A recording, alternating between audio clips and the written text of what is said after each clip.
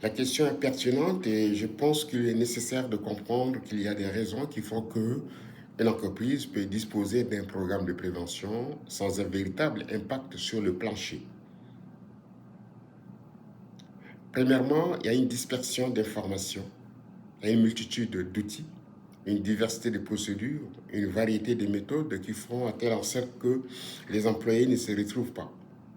Donc, confrontés à une panoplie de méthodes, d'outils, parfois les normes viennent de toutes sources et cela devient difficile pour les employés parce qu'ils ne comprennent pas et ils ne savent pas quel outil utiliser ou quelle méthode utiliser au moment opportun. Donc, l'employé se trouve dans la confusion totale. Alors, puisqu'il ne comprend pas, il va se fier à ce qu'il sait déjà. C'est-à-dire, sa pratique, qu'elle soit bonne ou mauvaise, pourvu qu'il avance dans l'activité qu'il a exécutée.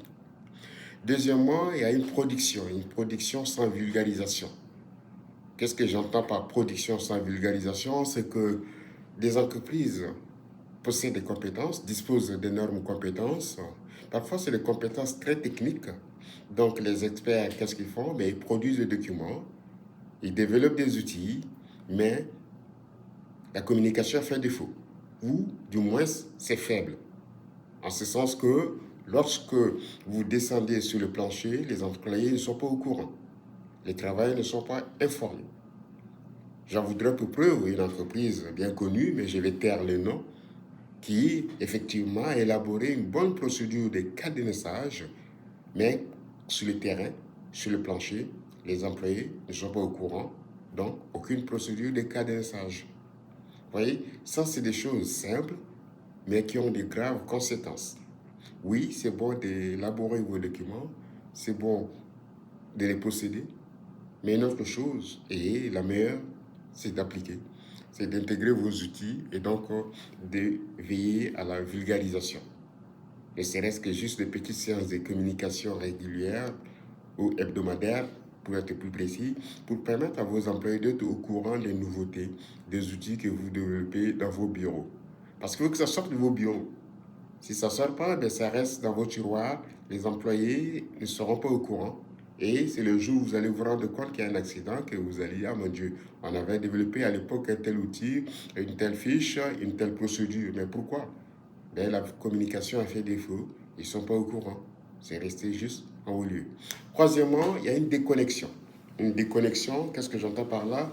Avec les employés et les superviseurs. Parce que les concepteurs se trouvent être souvent des gens parfois peu proches du terrain. Donc, c'est important de poser un diagnostic dans lequel vous allez vous rapprocher de vos employés pour constater les écarts qu'il y a dans leur discours ou au niveau du discours de superviseur ou chef d'équipe, voire de chef de service, avant de monter jusqu'au niveau le plus élevé de votre hiérarchie. Parce que les constats entre ou la découverte des incohérences vous permettra de combler les gaps. Et donc, c'est en écoutant vos acteurs que vous allez développer une démarche de prévention qui va se maintenir dans la durée. Donc, un programme de prévention connaît des difficultés parfois d'exécution. Ce n'est pas à cause du contenu, mais le contenu n'est même pas connu des personnes qui doivent respecter ou appliquer. Donc, j'en ai mentionné 3 ici. Premièrement, j'ai noté une dispersion des procédures.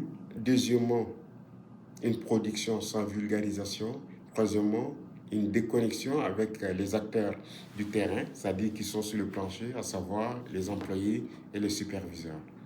Merci de votre attention. Sur ce, je vous invite à aller plus loin et à découvrir notre prochain séminaire sur comment impliquer les employés dans la prévention des accidents du travail. Portez-vous bien et à très bientôt.